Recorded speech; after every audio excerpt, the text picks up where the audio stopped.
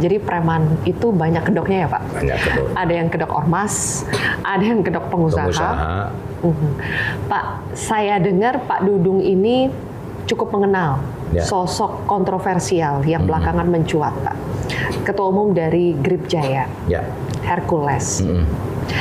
Selama kontroversi belakangan ini, Pak Dudung ada tidak berkomunikasi atau bahkan mungkin memarahi atau mengkontak langsung untuk menegaskan kepada Hercules apa yang boleh dan tidak boleh dilakukan oleh ormas? Baiknya kita ngobrol di... Oke, Pak Dudung. Jadi Pak Dudung, yang kami dengar, Pak Dudung ini cukup mengenal lah sosok Hercules ini. Udah Bapak kasih pesan-pesan belum tuh ke Hercules? Kemarin hiruk pikuknya situasi kemarin sampai rame lah dengan Pak Gatot, Pak Yayat, Pak Sutioso.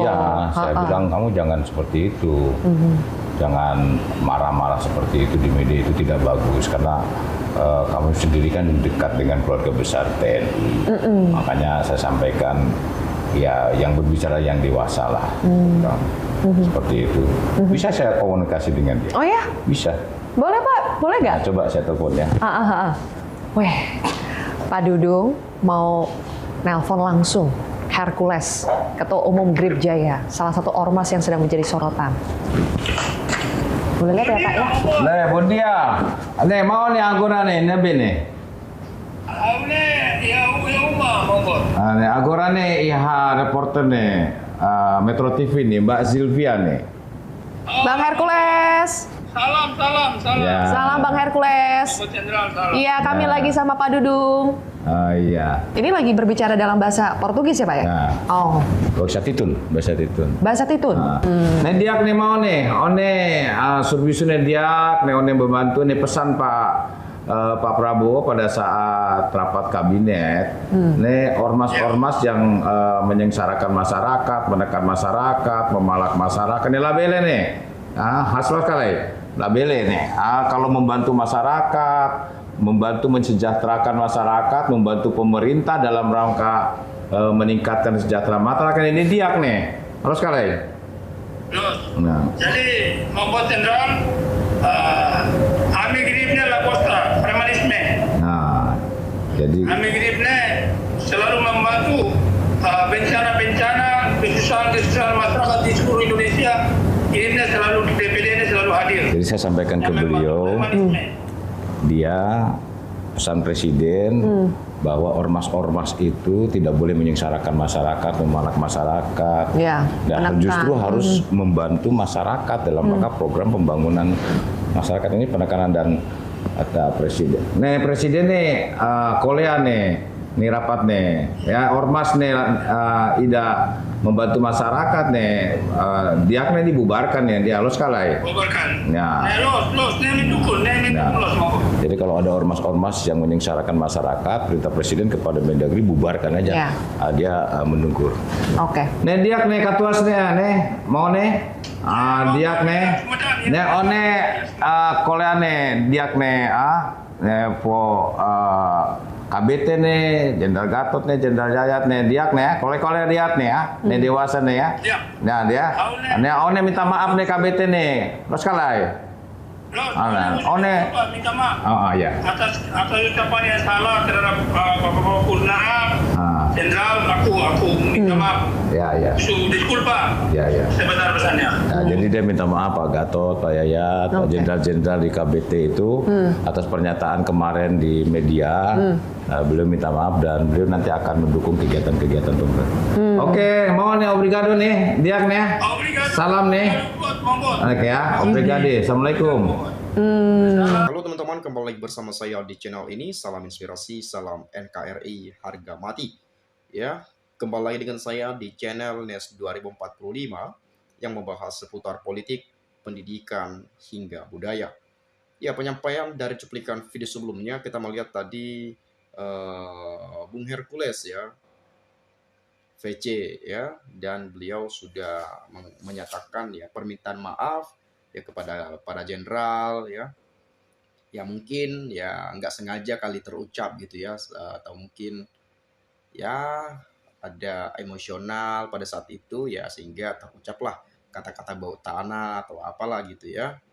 Tapi beliau tadi sudah meminta maaf ya, dan juga tadi kalau kita melihat bahwa Pak Prabowo sebagai presiden, ya kalau ada ormas-ormas yang menyengsarakan, meresahkan rakyat atau masyarakat, ya bubarin aja katanya ya. Tapi kalau ada ormas yang memang mengayomi, yang membantu, ya it's okay, nggak ada soal sebetulnya ya. Dan itu kan ada juga dalam undang-undang, dan ada apa namanya, ada jaminan negara untuk itu kalau nggak salah ya. Dan memang ini isu yang beredar ya, yang saya sering dengarkan, ada preman berkedok ormas gitu ya. Premanisme yang menyengsarakan atau membuat rakyat resah dan sebagainya dan seterusnya. Tetapi ya memang kita tidak bisa apa namanya, melihat dari sisi yang pertama atau sisi yang lain gitu ya. Kita harus perlu juga ya melihat bagaimana sebetulnya ya siapa orangnya. Barangkali itu bukan bagian daripada ormas tetapi mengatasnamakan ormas, kan kita nggak tahu juga. Dan kemudian kalaupun tidak ada perintah dari ketuanya tetapi anggotanya ini ya melakukan tindakan sesuai keinginan sendiri tanpa ada arahan dari pemimpinnya, ya itu bisa dikeluarkan saja dari ormasnya, bisa ditindaklanjuti dengan tegas. Saya rasa sih seperti itu. Dan menarik tadi ya, gentle juga Bung Hercules ya. Beliau minta maaf atas ucapan yang lalu-lalu itu kemarin ya, kepada Pak Gatot, kepada para jenderal dan seterusnya dan seterusnya. Nah, kalau saya melihat di sini penilaian teman-teman kita di komentar pada video ini ya, saya akan coba baca kepada pemirsa. Seharusnya pengurus Danantara bersih dari skandal atau kasus apapun. Jika ada pengelola yang kena skandal atau kasus semacam Jokowi ini, sebaiknya dinonaktifkan sementara dari pengelola Danantara untuk menjaga kredibilitas dan kepercayaan publik terhadap Danantara sampai ada vonis pengadilan. Masa pengelola Danantara Jokowi kena kasus skandal ijazah palsu, jangan-jangan nanti semua kegiatannya atau transaksi di Danantara juga dipalsukan atau dimanipulasi juga.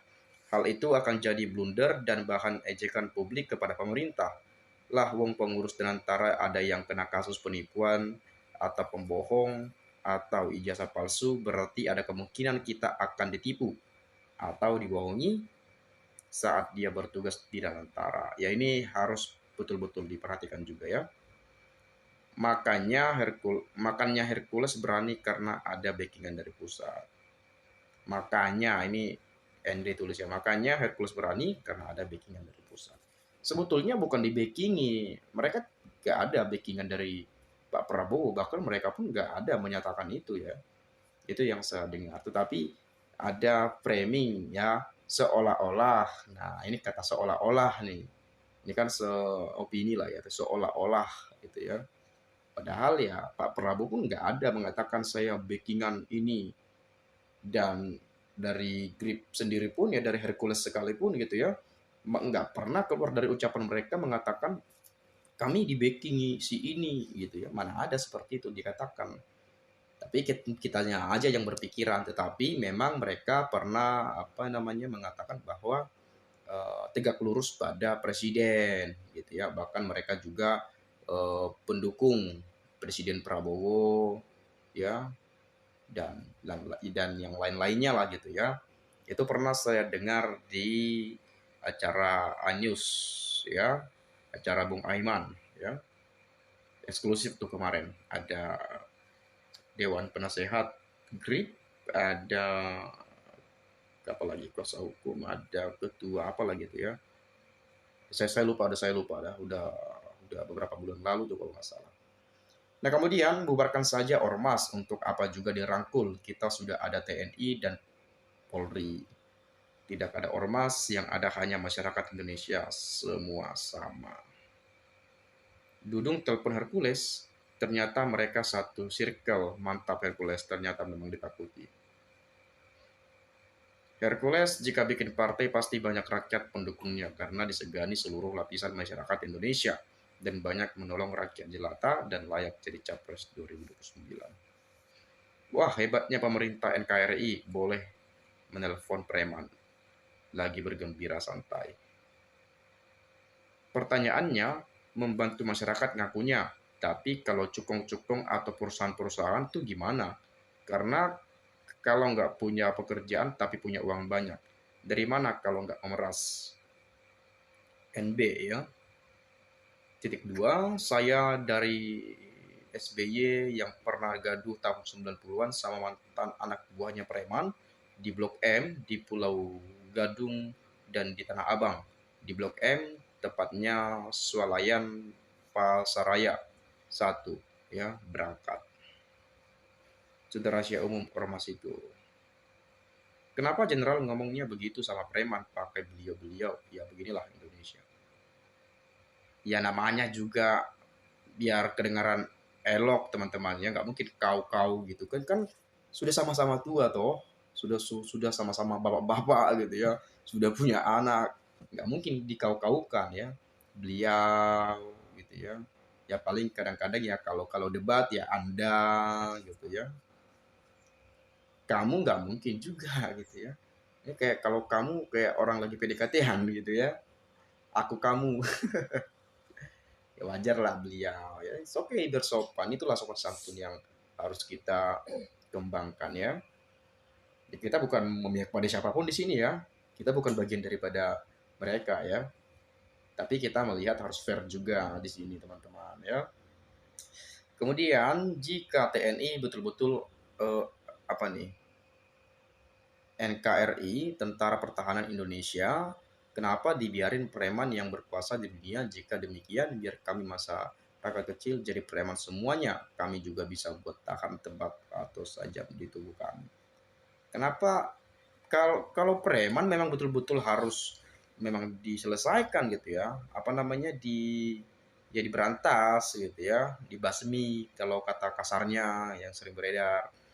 Tapi kita harus harus berpikir juga teman-teman, ini apa unsur mereka sehingga menjadi preman ya. Premanisme ini dalam bentuk mungkin memeras atau mengancam untuk keuntungan tertentu atau apa gitu ya. Tapi kita nggak tahu, barangkali mereka melakukan hal itu karena untuk makan, untuk biaya sekolah anak dan lain-lain.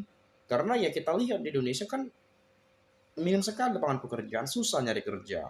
Ya mau tak mau untuk mengisi perut yang kosong ini, ya barangkali melakukan hal itu pun ya dilakukan. Jadi makanya sehingga pemerintah harus hadir, menciptakan lapangan pekerjaan agar preman itu bisa bekerja dan menghasilkan uang. Kurang lebih seperti itulah. Jadi kita nggak bisa melihat dari sisi ini aja, kita harus teliti dulu nih, harus pikirkan benar-benar gitu ya. Dan ini saya juga sadar ketika pada saat itu ada perdebatan di iNews juga ya, dari tim penasehat atau apalah, saya lupa siapa namanya beliau ini ya. Jadi saya juga berpikir, wah ternyata benar juga, masuk akal juga nih. Kurang lebih seperti itulah ya. Tapi ya mungkin kita punya pandangan yang berbeda, punya perspektif yang beda-beda, ya itu tergantung kita dalam menilai. Tetapi saya rasa jangan terlalu memandang sebelah mata lah teman-teman ya. Meskipun memang secara sadar ya preman-preman ya membuat kita resah, membuat masyarakat gelisah, khawatir, takut, terancam dan lain-lain. Ya. Tapi kalau kita baik, semafia-mafianya seseorang, sepreman-premannya seseorang, kalau kita menanggapi mereka dengan baik, kita berbuat baik dengan mereka, mereka akan jauh lebih baik membalasnya ke kita ya. Semafia-mafianya apapun itu, sepreman-premannya apapun itu, sekeras-kerasnya apapun itu, sebajingan apapun misalnya. Kalau kita menanggapi mereka dengan baik, kita berbuat baik, kita memahami kondisi dan lain sebagainya, mereka pasti akan jauh baik kepada kita juga, gitu ya. Tapi tergantung bagaimana kita awalnya menyikapi, misalnya ngata-ngatain misalnya, itu tergantung kita sendiri juga sih ya. Mungkin itu sajalah yang dapat saya sampaikan, kurang lebihnya saya minta maaf. Tidak bermaksud untuk memprovokasi, membela atau apapun itu. Kita punya pandangan, punya pendapat yang berbeda, yaitu hal yang sah-sah saja dan itu sifatnya lumrah. Mungkin itu saja lah ya teman-teman. Terima kasih. Saya ucapkan sekali lagi salam inspirasi, salam NKRI harga mati.